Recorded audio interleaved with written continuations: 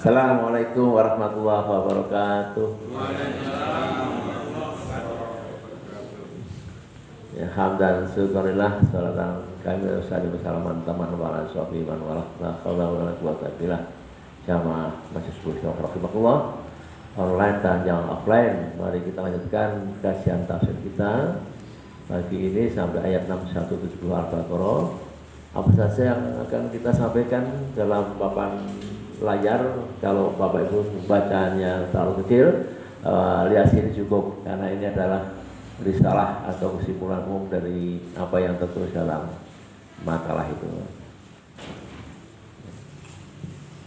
Bani Israel tidak bersyukur atas rezeki Allah.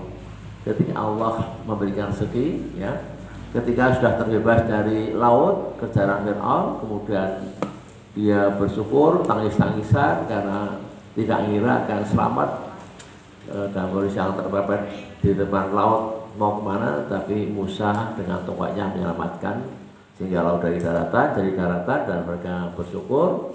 Puluhan ribu manusia Bani Israel ini tangisan peluk-pelukan di seberang laut yang sudah jadi daratan, kemudian haru, ya, dan bersyukur. Kemudian kelaparan, setelah kelaparan mereka diberi rezeki Allah, ya. Namun apa dalam surat ini? Satu, tidak terima kasih, ya. Ini apa kurang ajarnya Bani Israel. Dikasih rezeki itu tidak mau berterima kasih pada itu, obat lapar, obat haus. Mana wasalwa itu kan termasuk makanan dan minuman yang lezat, tapi tidak bersyukur. Maka Allah murka, ya. Allah marah karena Bani Israel itu hanya kedepankan syahwat dunia, miskin jiwa dan sangat terhina. Hingga sekarang pun begitu, ya. Kemudian ringkasannya bahwa kaum Yahudi, Nasrani dan Syafi'in ada yang beriman pada Nabi Musa dan sekarang Nabi pada waktu Nabi Muhammad SAW. Syafi'in tahu ya Bapak Ibu sekalian, Syafi'in ini adalah penyembah berhala, ya, berhala. Namun ada yang tertarik dengan dakwahnya Musa alaihissalam, dan ada beberapa yang mengikuti masuk ke tauhidnya Nabi Musa, dan mereka diselamatkan Allah, ya. Syafi'in. Yahudi melanggar hari Sabtu, ya, Sabat, ya, untuk ibadah, namun ingkar menjadi kera. Allah ciptakan manusia-manusia Yahudi Bani Israel itu menjadi kera, ya, kera betulan, ya, dan akhirnya mati. Nanti kita jelaskan jauh. Sapi betina disembelih untuk mencari pembunuh orang kaya, ya, kita pernah bahas di awal-awal Al-Baqarah ini, ya. Bukan disembah, namun ini diulang, ayat-ayat ini diulang. Namun tentu saja selalu protes sebab sapi adalah sesembahan kaum Bani Israel ketika bebas dari kejaran Fir'aun. Dia masih menyembah sapi itu, yang berhalanya sapi atau Baqarah, ya. Nah, kemudian sapi betina warna kuning tidak untuk yang tidak untuk membaca, kata Allah. Jadi sapi betina warna kuning tidak untuk membaca kebun atau sawah, sehingga semua mata suka memandangnya. Adalah makna filosofis semata, ya, makna filosofis ini saya tekankan, makna filosofis, ya, untuk mematahkan kaum Samiri. Kaum Samiri adalah kaum yang membuat sapi untuk disembah atau berhala. Kita buka itu ringkasannya, ya, apa tafsir ayat 61 ke 70 ini. Ringkasannya adalah Al-Baqarah adalah surat terpanjang dengan 280 ayat, 3 juz, ya. 3/4% cerita kisah Nabi Musa alaihissalam dengan kaum Bani Israel yang ingkar, yang bandel, ya, rakus, tidak pernah bersyukur atas nikmat yang berlebih dibanding bangsa lainnya, kedepankan syahwat dunia, kejam, bengis, serta dimurkai Allah. Dunia dan akhirat dimurkai. Jadi Bani Israel itu dimurkai Allah dunia dan akhirat, tidak hanya dunia saja. Ini ya. Kemudian hari Sabat atau Sabtu ya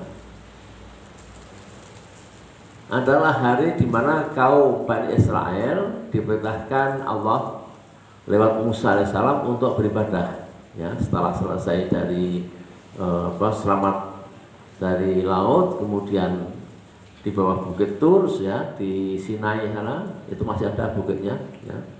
Nah, jadi objek wisata.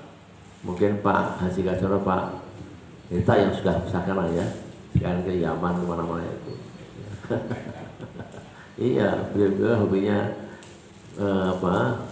keliling untuk wisata religi ya. Ya. Beribadah hari Sabtu sebagai ungkapan rasa syukur terbebas dari siksaan kejam Fir'aun. Selamat dari melewati air laut yang begitu dahsyatnya ya. Yang bersyukur. Gimana kira-kira lainnya? Apakah mau beribadah? Bani Israel pun patuh untuk ibadah di hari Sabtu, ya. Namun akhirnya ingkar ini. Ya, bayangkan coba, kalau manusia kita ini selamat dari laut itu tenggelam gitu, di bersyukur terus ya. Ini nggak mau. Justru menjala ikan di hari Sabtu tuh bukan untuk ibadah, tapi menjala ikan, mencari ikan di laut sebagai hiburan, gitu kan?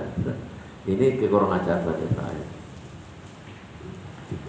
Berikutnya, pemimpin mereka si Samiri yang terkenal itu membuat patung sapi dari emas warna kuning yang berlubang sehingga bersuara, sehingga terkena angin dan dijadikan Tuhan untuk disembelih.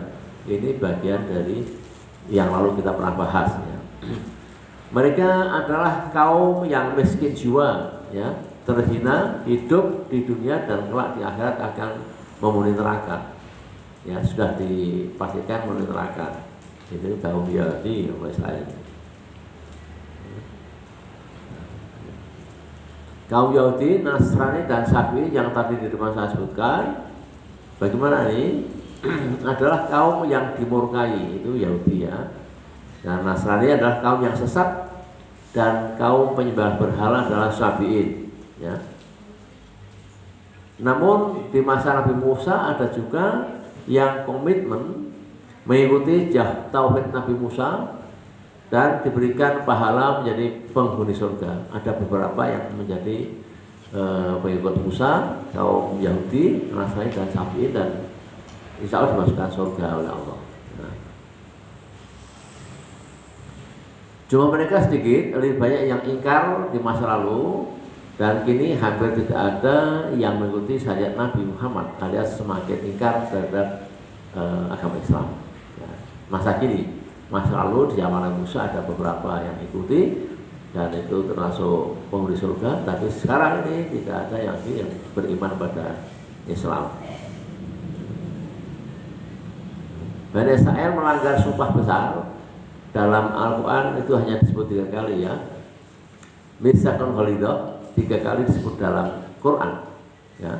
Yakni sumpah besar Bani Israel ketika tadi selamat disumpah, kemudian ikut tauhid Nabi Musa dan mengucapkan katakanlah syahadat ya. Waktu itu syahadat model Bani Israel, model dengan bahasa Ibrani ya. Dia bersyahadat di bawah gunung Tur untuk mengikuti agama Musa, namun dilanggar ya. Maka ini disebut Mitsaqul Ghalidah, sumpah berat, sumpah besar, hanya 3 kali disebut dalam Quran. Yang pertama adalah ketika Bani Israel mengakui Tuhannya Musa dan juga sembahyang ibadah sesuai dengan Taurat ya. Itu yang disebut dengan Mitsaqul Ghalidah. Karena ingkar maka dihukum Allah.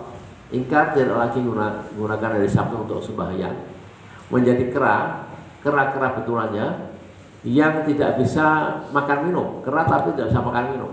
Coba bayangkan ya. Tidak beranak, berarti tidak kawin ya. Akhirnya mati dalam waktu tidak lebih dari 3 hari. Ini Bani Israel yang hampir dimusnahkan Allah menjadi kera. Disiksa, tidak lagi bisa makan minum, tidak bisa kawin ya, dan tidak punya keturunan, sehingga mati dalam 3 hari. menjadi pelajaran bagi Bani Israel.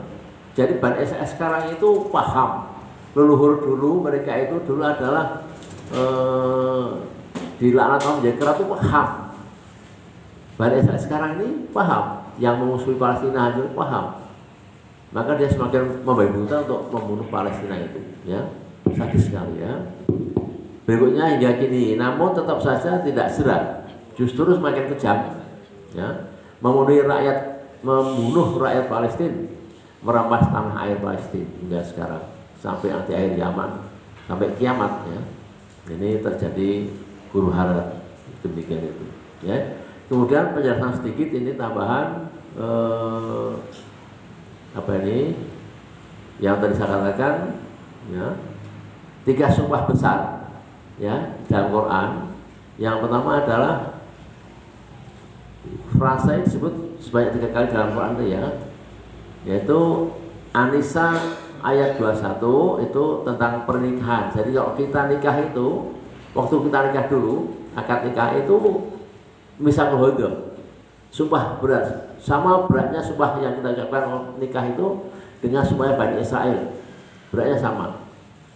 Kita mulai mantu gitu ya, sumpah kita juga menikahkan, itu misalkan hal itu juga berat dan besar tuh tanggung jawabnya, ya, sama dengan ketika Bani Israel disumpah Allah, sama juga dengan sumpah beratnya ketika manusia pilihan itu sudah menjadi nabi itu juga misalkan hal itu, ya, dalam Azab 7, ya. Jadi hanya 3 kali dalam perjanjian dalam Quran ini disebutkan misalkan hal, ya.